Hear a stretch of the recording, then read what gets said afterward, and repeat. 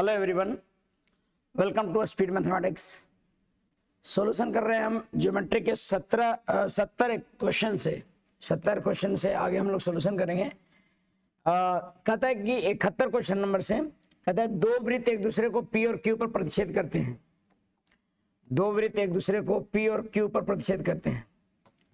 To circle intersect each other at P and Q, ऐसा दे रखा है ना। तथा पी और पीबी,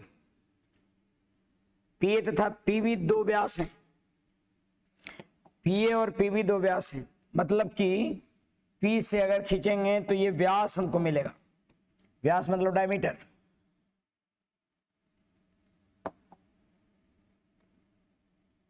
और ये सेंटर है पीए तथा पीबी। ये मैं यहां से पीबी एक खींच रहा हूं,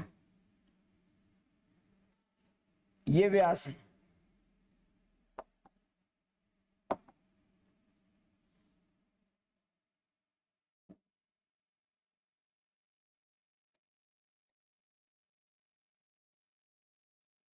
ये भी सेंटर है मान लो। हालांकि पीए तथा पीबी ठीक ढंग से हो नहीं रहा है। हाँ, ये सेंटर है। ए क्यू बी क्या है फिर?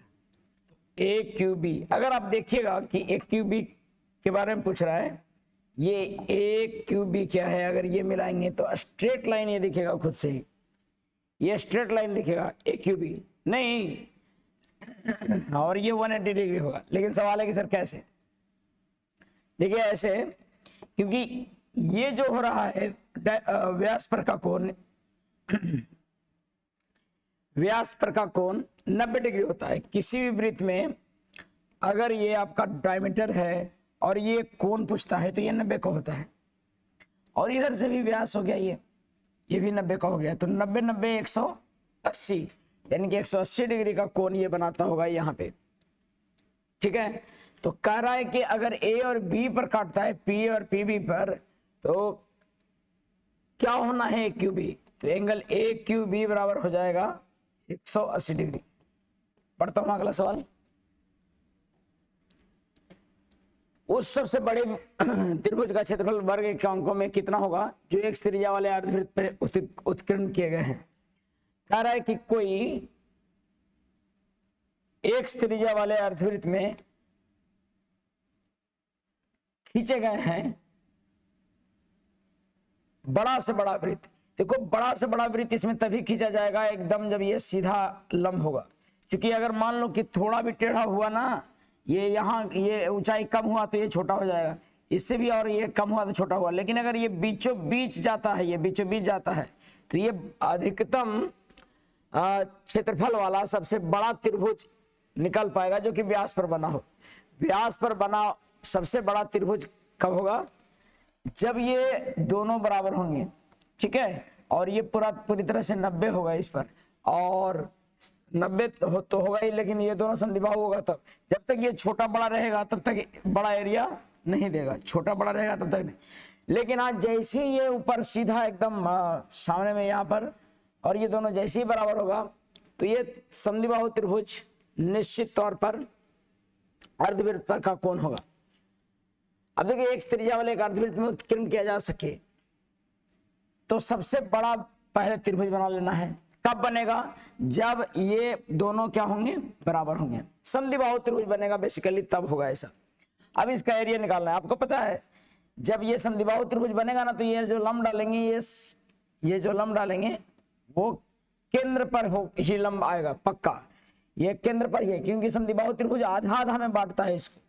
समद्विबाहु त्रिभुज का शीर्षलंब सामने वाले भुजा को दो बराबर भागों में बांटता है। या फिर इसका मतलब कि ये मध्य बिंदु रहा होगा व्यास का, यानी कि ये रेडियस और ये भी रेडियस और ये भी रेडियस। और वैसे भी जब ऊपर वाला 90 होता है तो तीनों बराबर होता है ना। तो इसका क्षेत्रफल कितना हो जाएगा इसका? और रेडियस जानते हो कितना था? इस सबका x था, x और ये x। तो क्षेत्रफल क्या हो जाएगा? त्रिभुज का क्षेत्रफल बराबर हाफ गुने आधार, आधार यानी 2x गुने ऊंचाई यानी कि x। तो क्या आ जाएगा? x² आ जाएगा। इसका आंसर हो जाएगा कौन सा? ए। याद रखिए, सबसे बड़ा त्रिभुज तब बन पाएगा जब ये परपेंडिकुलर होगा और ये दोनों बराबर होंगे। समद्विबाहु त्रिभुज बनेगा, बेसिकली समद्विबाहु त्रिभुज बनेगा तभी ये मैक्सिमम एरिया वाला त्रिभुज बनेगा। अगले प्रश्न की तरफ बढ़ते हैं। कहता है किसी वृत्त का व्यास PQ है, कोई वृत्त है उसका व्यास PQ दे रखा है। व्यास यानी कि सेंटर से जाता होगा PQ है। चलो P और Q बिंदु को छोड़कर R एक अन्य बिंदु वृत्त पर है। कहीं भी R एक अन्य बिंदु वृत्त पर है, अगर R यहाँ पर वृत्त पर है तो बोलता है कि PRQ का मान क्या है। PRQ का मान क्या है ये सब लोग जानते हैं, 90 होगा। व्यास पर का कोण कितना होगा, 90 डिग्री का होगा। तो मुझे लगता है कि व्यास पर कोण अगर कहीं भी बाहर में देता है तो ये 90 डिग्री का होगा, आपको ध्यान देना चाहिए। अगले प्रश्न की तरफ बढ़ते हैं। कहता है एक समद्विबाहु त्रिभुज ABC है और AB बराबर AC है और AB व्यास के साथ खींचा गया एक अर्धवृत्त BC को D पर काटता है। कोई वृत्त है, इस वृत्त का एक समद्विबाहु त्रिभुज ABC में AB बराबर AC है। समद्विबाहु त्रिभुज ABC में अच्छा AB व्यास के साथ खींचा गया कि वृत्त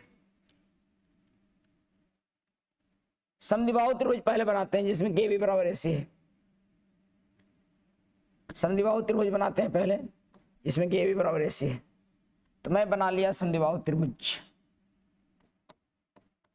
और इसमें देखिए AB बराबर कौन दिया हुआ है, AC दिया हुआ है। AB व्यास के साथ खींचा गया एक वृत्त BC को D पर प्रतिच्छेद करता है। AB व्यास के साथ वृत्त खींचिए जो कि BC को D पर काट देता है। AB व्यास के साथ खींचा गया वृत्त जो कि BC को D पर काटता है और ये स्पर्श कर जाएगा, है ना। अगर ये AB व्यास के साथ खींच रहा है तो ऐसा कुछ, लेकिन ये इस पर से देखो फर्क नहीं पड़ता कि ये इसको कहां पर काटा, लेकिन हाँ ये व्यास कौन है, AB है। इसको काट रहा है, आपको जानते हैं कहां पर, इसको काट दे रहा है, BC को काट रहा है, वो BC को D पर। AB व्यास को लेकर, AB डायमीटर को लेकर एक वृत्त खींचा गया और वृत्त जो है सो BC को D पर काटता है। यदि BD बराबर 3, अच्छा अगर व्यास है, ये पता है आपको, ये वाला हो गया व्यास और ये आपका जब व्यास है तो ये वाला वृत्त पर का ये 90 डिग्री का कोण बनेगा। और पता है ये समद्विबाहु त्रिभुज है, जैसा कि अभी ही बता रहे थे कि कोई भी समद्विबाहु त्रिभुज होगा और शीर्ष से अगर लंब डालेंगे या 90 बना रहा है तो ये पक्का इसको दो भाग में बांटा होगा। सॉरी, सुबह गला काफी फंसता है। ये पक्का 90 डिग्री पर बांटा हुआ, इसको परपेंडिकुलर बांटा होगा। इसका मतलब ये हुआ कि ये D है सो मिड पॉइंट है, यानी कि BD बराबर कौन सा, DC दिख रहा होगा आपको, BD बराबर DC दिखेगा इसमें। और इसीलिए BD की लंबाई 3 है तो DC की लंबाई भी 3 होगा। कुछ समझ पा रहे हो बात। समद्विबाहु त्रिभुज के शीर्ष से लंब डालेंगे तो सामने वाला को दो भाग में बांटेगा ही बांटेगा। अब यहां पर समद्विबाहु त्रिभुज दे दिया, समद्विबाहु त्रिभुज दे के बाद D को कुछ कहा नहीं कि मिड पॉइंट है, लेकिन ये कह दिया कि भैया ये व्यास पर का कोण है, तो व्यास पर का कोण है तो ये तो 90 हो गया होगा। और जहां 90 बनाया समद्विबाहु त्रिभुज में, यानी कि पक्का सामने वाला को दो भाग में बांटा होगा। ठीक है, ये हमेशा से ध्यान दीजिए, इसके पहले वाले क्वेश्चन में भी यही बात था और अभी भी है। अगले सवाल की तरफ बढ़ते हैं।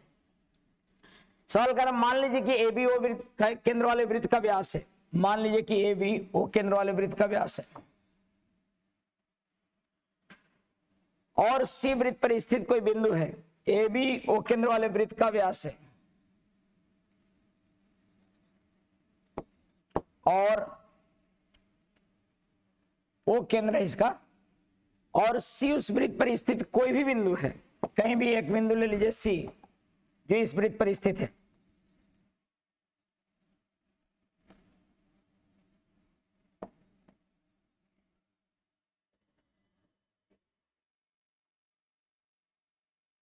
C कोई बिंदु ले लीजिए, CD AB पर लंब है, CD AB पर लंब है और CD बराबर 12 दे रखा है तो AD बराबर 16 दे रखा है। अब देखो यहां पर पता ये व्यास है तो ये जो कोण बनेगा समकोण बन जाएगा ये समकोण बनेगा। क्यों समकोण बनेगा? क्योंकि आपको पता है कि व्यास पर का कोण 90 होता है। अच्छा, ये सी से CD लंब खींचा गया था, ये D था यहाँ, आपको पता है। अब ये वही वाला फिगर बन गया, जब ट्रायंगल में पढ़े थे कि ये 90 होगा और यहाँ से लंब डालेंगे तो ये होगा CAB, और ये कहाँ पर O सेंटर था इसका, और ये D पर कट रहा है। अब आपको इसमें देखो सब दे रखा है, ये आपका दे रखा है, ये आपका है कि ये आपका CD की लंबाई दिया हुआ है 12, AD की लंबाई दिया हुआ है 16, AD की लंबाई दिया है 16, BD की लंबाई पूछ रहा है। आपको पता है अब ये ऐसे केस में CD स्क्वायर बराबर AD इंटू BD होगा। आप ध्यान दीजिएगा, मैं आपको एक बना रखा हूं, बता रखा हूं कि बाबू कभी भी 90 होगा और ये इस तरह से बनेगा। अगर इस तरह का आकृति बनता है कि समकोण त्रिभुज के शीर्ष से लंब डाला गया है, इसको A मानिए, इसको B मानिए, इसको P मानिए, इसको X मानिए और इसको Y मानिए, और पूरा को C मान सकते हैं, लेकिन यहां से यहां तक को X और Y मानिए।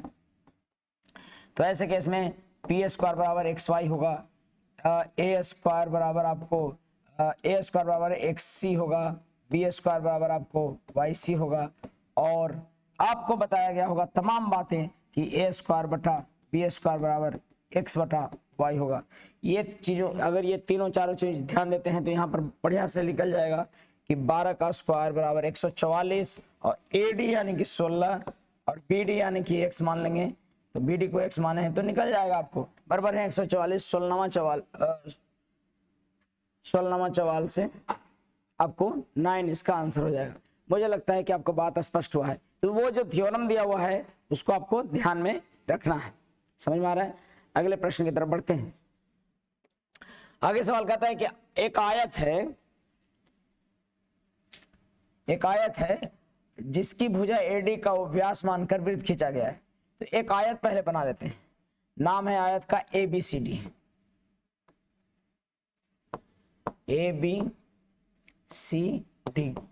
और AD को व्यास मानकर वृत्त खींचा गया है। AD को व्यास मानकर वृत्त खींचा गया। अब कहता है कि AD को व्यास मानकर अर्धवृत्त XD खींचा गया, जो आयत के विकर्ण BD को X पर काटता है। अर्धवृत्त खींचा गया है केवल, मैं इधर से मिटा देता हूं। अब कह रहे कि BD को क्या कर रहा है, वो BD को काट रहा है X पर,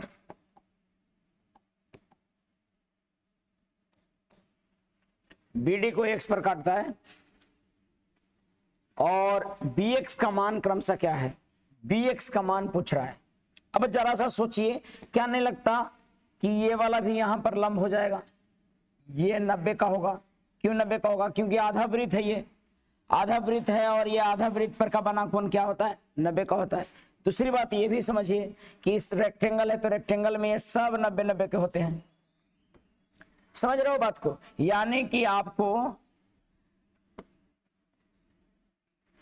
आपको समकोण त्रिभुज ऐसा कुछ दिख रहा होगा, समकोण त्रिभुज ऐसा कुछ दिख रहा होगा, और इसके ये 90 डिग्री के होंगे, और इस पर से एक 90 डिग्री आपको ऐसे दिख रहा होगा, है कि नहीं? ये है X आपका, और ये A है आपका, ये B आपका, और ये D आ रहा है। फिगर में देखिए मैच करके, और फिर वही क्वेश्चन बन गया जो इसके पहले वाला था कि समकोण त्रिभुज के शीर्ष से लंब डाला गया है।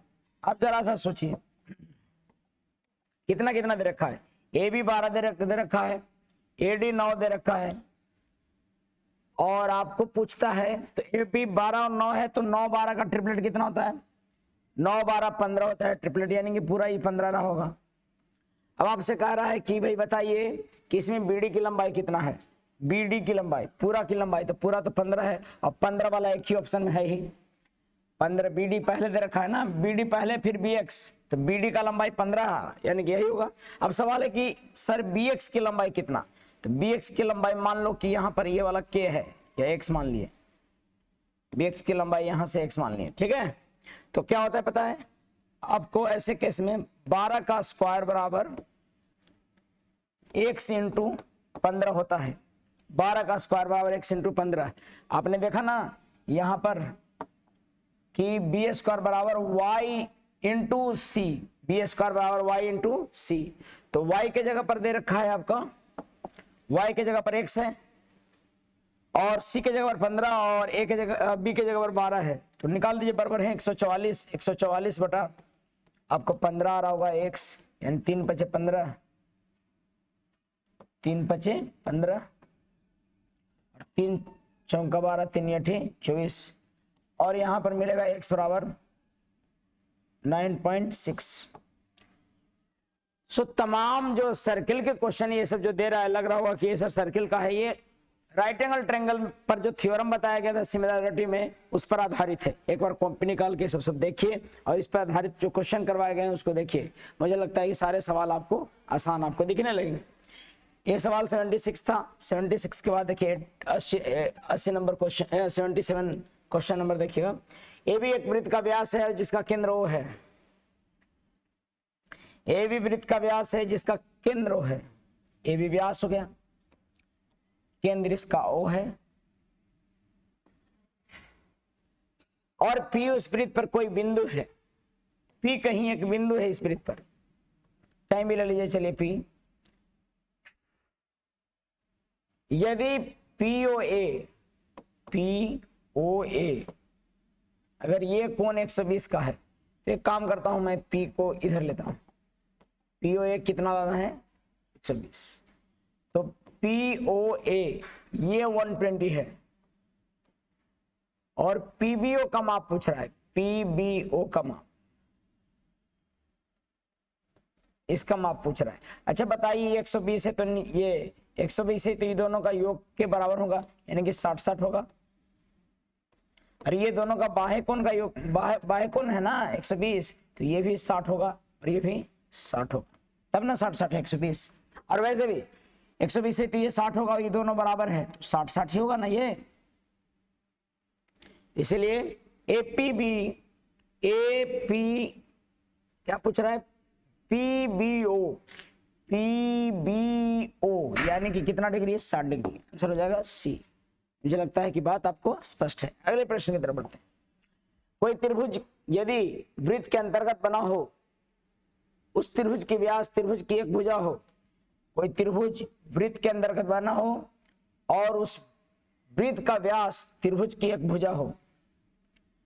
त्रिभुज की एक भुजा हो, वृत्त का व्यास त्रिभुज की एक भुजा है। अगर ये व्यास है और एक भुजा बन जा रहा है त्रिभुज का, और ऐसा बन रहा है यानी कि समकोण त्रिभुज ही होगा ये। ठीक है, किस प्रकार का त्रिभुज होगा? समकोण होगा, क्योंकि व्यास पर का बना कोण 90 डिग्री का होता है। तो कोई भी त्रिभुज यदि वृत्त के अंदर में बना है और व्यास पर बना है तो त्रिभुज समकोण होगा। यानी कि एक भुजा है, त्रिभुज का एक भुजा व्यास है, इसका मतलब समकोण होगा। P केंद्र वाले एक वृत्त AB के छोरों पर, व्यास AB के छोरों पर स्पर्श रेखाएं खींची गई हैं और यदि बिंदु C उस वृत्त की एक स्पर्श रेखा है तो Q और R पर प्रतिच्छेद करती हैं। तो पहले देखो बढ़िया समझिए, P केंद्र वाला एक वृत्त है, P केंद्र वाले एक वृत्त है और व्यास AB के छोरों पर स्पर्श कर रहा है। व्यास इसका ले लेंगे हम और उसके AB के जो किनारे हैं, व्यास AB है, उसके किनारों पर स्पर्श रेखा खींच, ऐसे स्पर्श रेखा खींचे गए, किनारों पर स्पर्श रेखा खींचे गए। और यदि C पर वृत्त की एक स्पर्श रेखा अन्य दो स्पर्श रेखाओं को Q और R पर काटता है और C पर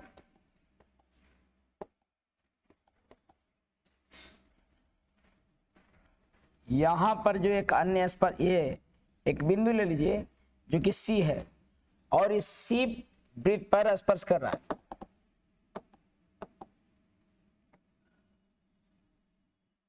C ले लीजिए, बिंदु स्पर्श कर रहा है। यदि बिंदु C पर वृत्त की एक स्पर्श रेखा अन्य दो स्पर्श रेखा को Q और R पर काटता है, यहां पर Q पर काट दिया और एक मान लीजिए कि ये R पर काट दिया, इसको प्रतिच्छेद करता है। तो पूछता है कि तो आप बताइए कि QPR कितना है, यानी कि ये वाला एंगल जो यहां सेंटर से बन रहा है ना, ये कितना है। सबसे पहले तो आपको ये ज्वाइन कर लेना चाहिए। अगर ये ज्वाइन करेंगे तो पता है ये मिल जाएगा आपको कितना कितना, ये मिलेगा, मैं बता रहा हूं, ये मिलेगा थीटा अगर, तो ये भी मिलेगा थीटा, और ये अगर अल्फा है तो ये भी मिलेगा अल्फा। बराबर होता है ये दोनों बराबर हो जाते हैं रेडियस, और इधर से स्पर्श रेखा बराबर होता है, इसलिए दोनों कोण बराबर होता है। याद रखिए किसी भी वृत्त पर बहुत सारी चीजें हैं, छोटे छोटे चीज जो सर्कल के बेसिक में आप पढ़े हैं, कोई भी वृत्त है उस पर अगर ये केंद्र है और स्पर्श रेखाएं दो खिंच जा रही हो, सबसे पहले तो ये दोनों बराबर होते हैं। साथ ही साथ अगर ये रेडियस दिया हुआ है तो रेडियस तो ऑलरेडी बराबर है, लेकिन याद रहे ये त्रिभुज जो है ये समकोण हो जाता है, ये भी समकोण हो जाता है, इधर से दोनों बराबर, ये भी दोनों बराबर होते हैं, और ये जब भी कोण काटेगा तो आधा आधा में काटेगा, बराबर बराबर में, ठीक है, और ये भी कोण जो होगा सो बराबर बराबर होगा, ठीक है। तो समझने वाली बात ये है मिला जुला कर कि ये बराबर बराबर है, ये भी बराबर बराबर है, यानी कि अच्छा ये 90-90 का होता है, ये भी बात ध्यान रहे।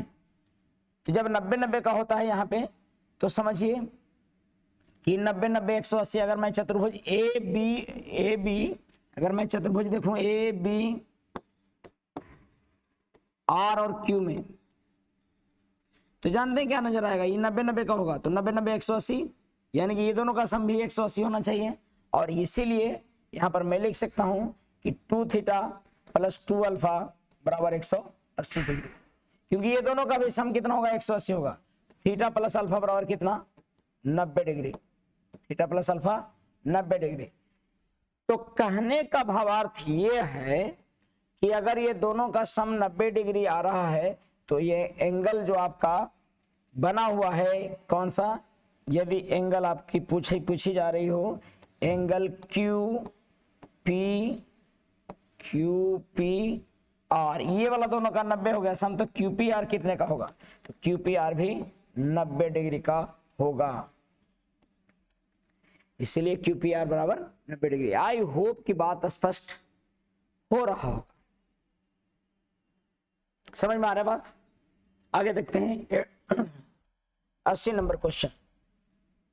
एक बिंदु P से O केंद्र वाले वृत्त की 2 स्पर्श रेखाएं खींची गई हैं।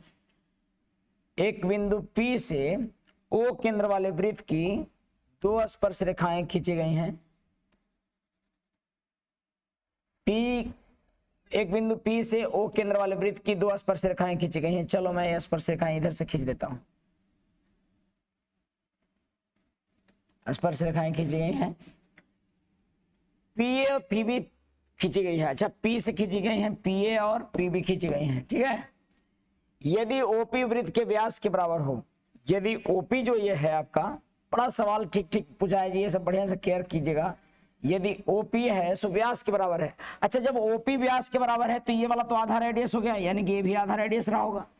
OP वृत्त के व्यास के बराबर है, इसका मतलब ये रेडियस तो ये भी रेडियस, थोड़ा सा केंद्र को मैं इधर ले रहा हूं,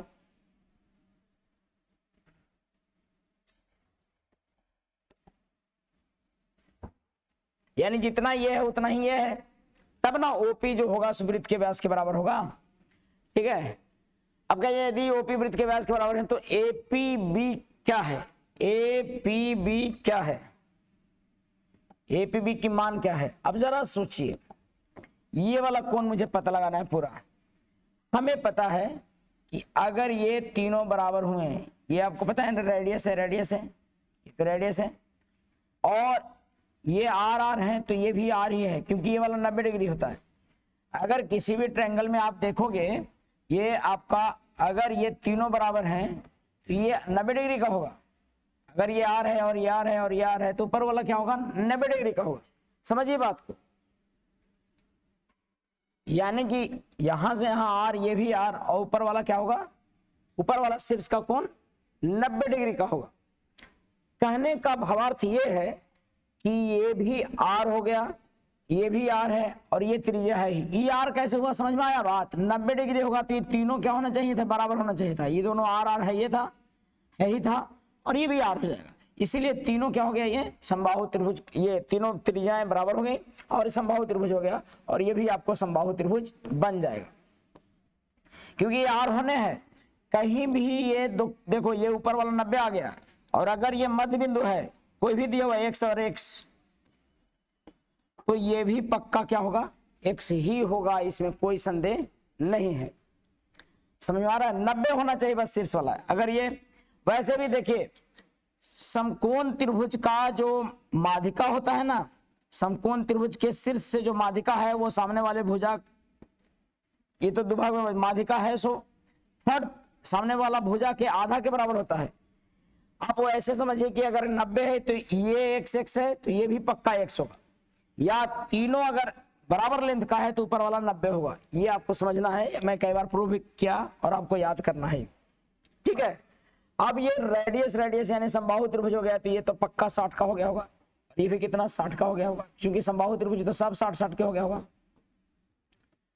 तो कहने का भावार्थ अगर 60 का हो गया तो 60 कितना हो गया, ये 120, और ये 90 180 है तो ये पूरा कितने का होगा, 60 डिग्री का, क्योंकि 60 120 हो गया और ये 90 180 है, ये पूरा 90 था और ये 90 है तो कितना हो गया 180, यानी कि a बराबर 90 b बराबर 90 और ये o पर कोण 120 है, तो ये सामने वाला कोण जो APB है वो आपको कितना डिग्री का होगा, 60 डिग्री का, क्योंकि चार चतुर्भुज APBO में सभी कोणों का योग 180 होना चाहिए, जिसमें कि B और A का मान कितना हो गया 90 180, सॉरी चार चतुर्भुज के चारों कोणों का योग कितना होना चाहिए 360 होना चाहिए, जिसमें अपोजिट कोणों का सम कितना हो गया 180, और ये दोनों का 180 तो ये दोनों का भी जोड़कर 180 आना चाहिए। यहाँ पर 120 आ रहा था, अब 120 कैसे आ रहा है, क्या आ रहा है, सब तमाम बातें आपको डिस्कस किया गया, ध्यान दीजिएगा।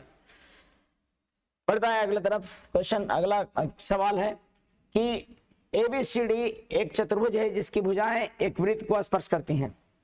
ABCD एक चतुर्भुज है जिसकी भुजाएं वृत्त को स्पर्श करती हैं।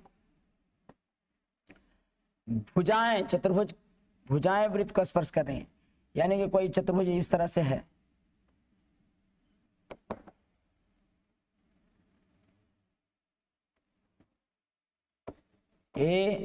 ABCD भुजाएं हैं जो स्पर्श कर रही हैं वृत्त को, निम्न में से कौन सही है।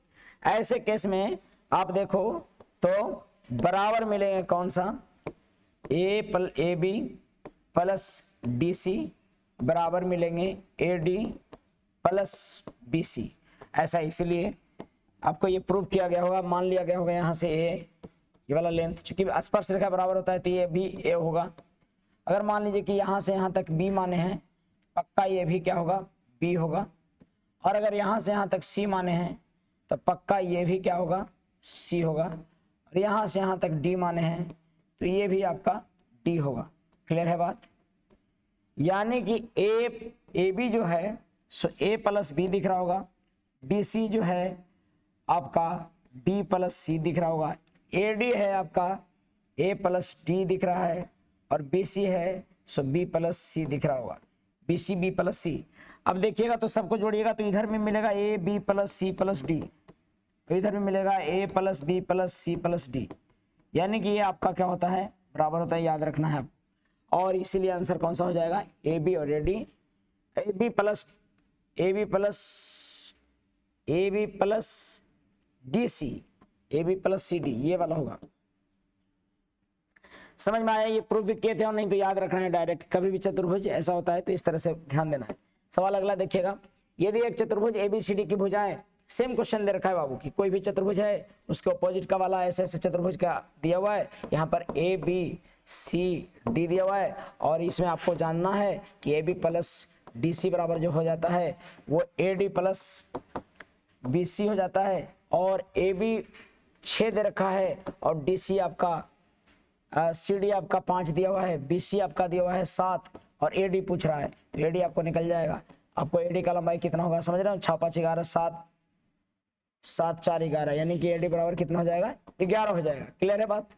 सॉरी 6 5 11 में 7 4 11 यानी 4 हो जाएगा, AD बराबर आपका 4 हो जाएगा। उसी तरह का क्वेश्चन अगला है, एक चतुर्भुज, ये आप अपने से बनाइएगा, BC की लंबाई AB और AB प्लस CD, वही सेम क्वेश्चन है ही, BC की लंबाई कितना है तो बनाइए। आपको पता है किसी भी चतुर्भुज का अगर बना हुआ है तो अगर वृत्त अंदर से है तो ABCD है, आपको ध्यान रहना चाहिए कि AB प्लस DC बराबर AD प्लस BC, और AB आपका दे रखा है कितना, AB आपका लंबाई दे रखा है 6, DC दे रखा है आपका 5 और AD की लंबाई 7 है, तो BC की लंबाई कितना होगा आप समझ रहे हैं। 6 5 11 यानी 4 हो जाएगा, इसका भी आंसर हो जाएगा 83 का 4C। 84 देखिएगा, एक चतुर्भुज ABCD की भुजाएं वृत्त की को बाहर से छूती हैं, एक चतुर्भुज ABCD की भुजाएं बाहर से वृत्त को छूती हैं, सभी भुजाएं, उसमें कि AB बराबर, फिर वही क्वेश्चन दे रखा है, सभी भुजाएं अगर स्पर्श करेंगी तो अपोजिट भुजाओं का योग आपको बराबर होगा, मतलब कि कौन कौन, AB प्लस DC बराबर होगा BC प्लस AD का, ठीक है। और इसमें AB बराबर दिया हुआ है 6, BC बराबर दिया हुआ है, BC बराबर दिया हुआ है आपका 7.5 और AD बराबर दिया हुआ है आपका, निकालना है AD, और ये 7.5 दिया हुआ है, ये क्वेश्चन मार्क है। और DC की लंबाई दे रखा है, DC की लंबाई 3, तो 6 3 9, 9 में से 7.5 जाएगा, 1.5 बचेगा, आंसर हो जाएगा ये ठीक।